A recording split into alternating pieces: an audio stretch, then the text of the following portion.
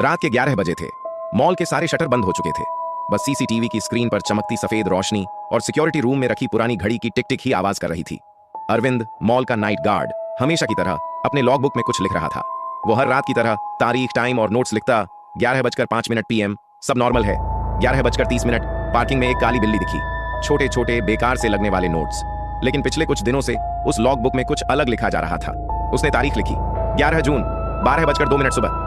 फिर रुक कर धीरे धीरे लिखा, कल सुबह मॉल के सामने एक एक्सीडेंट होगा और रात को कोई मुझे मारेगा। वो लाइन लिखते ही अरविंद ने पसीना पोंछा। पता नहीं कौन मुझसे ये सब लिखवा रहा है। वो बड़बड़ाया। सुबह वाकई वही हुआ। एक कार ने मॉल के सामने टक्कर मारी, ड्राइवर की वही मौत। पुलिस आई, सबने कहा इत्तेफाक है, पर अरविंद जानता था ये लिखा जा चुका था। अगली रात उसका पार्टनर सतीश आया।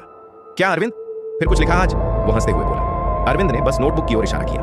आज नहीं लिखा, किसी ने पहले से लिख दिया। सतीश ने पन्ना पलटा, स्याही अभी गीली थी। अगली एंट्री सतीश लिखेगा। सतीश झल्ला गया। अब ये मजाक बंद कर।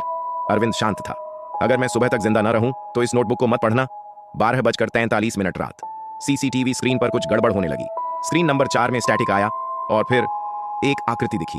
वो अरविंद जैसा ही लग रहा था, बस उसकी आंखें पूरी तरह काली थीं। सतीश ने कहा, वो तो तू ही है। अरविंद ने डरकर स्क्रीन बंद कर दी। वो मैं नहीं, वो वही है जो मुझसे लिखवा रहा है। अगली सुबह अरविंद गायब था। मॉल के स्टोर रूम के पास खून के निशान थे और टेबल पर नोटबुक खुली पड़ी थी। पहली लाइन पर लिखा था 12:59 रात का समय। आखिरकार उसने मुझे ढूंढ लिया। उसके नीचे कोई स्याही नहीं थी, बल्कि सूखा हुआ खून। सतीश ने उस दिन ड्यूटी पर रहना तय किया। अगर ये सब सच है तो आज मैं देखूंगा। रात के 1 बजे लॉगबुक अपने आप खुली।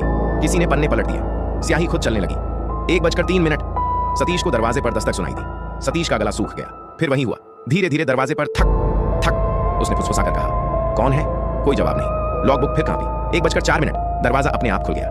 बाहर कोई नहीं था, बस हवा चल रही थी और हवा के साथ एक गंध आई, लोहे और खून की मिलीजुली गंध। सतीश मुड़ा और उसके पीछे वही आकृति खड़ी थी, अरविंद, लेकिन अब चेहरा स्याही से काला, आंखें खाली। वो मुस्कुराया। मैंने लिखा था ना, अगली एंट्री तू करेगा। सतीश चीखा, मगर आवाज दीवारों में समा गई। सीसीटीवी कैमरा ब्लिंक किया और स्क्रीन पर लिखा आया, सिग्नल लॉस्ट, 1:06 AM। अगली सुबह सिक्योरिटी रूम बंद था। पुलिस ने ताला तोड़ा। अंदर सतीश की लाश पड़ी थी। टेबल पर वही लॉगबुक रखी थी। पन्ने पर लिखा था 1:07। कहानी पूरी हुई। अगली शिफ्ट का नाम रवि। तो अगर तुम किसी मॉल में नाइट शिफ्ट पर हो और कहीं तुम्हें कोई पुरानी नोटबुक मिले तो उसे मत खोलना, क्योंकि उसमें अगली एंट्री शायद तुम्हारा नाम हो।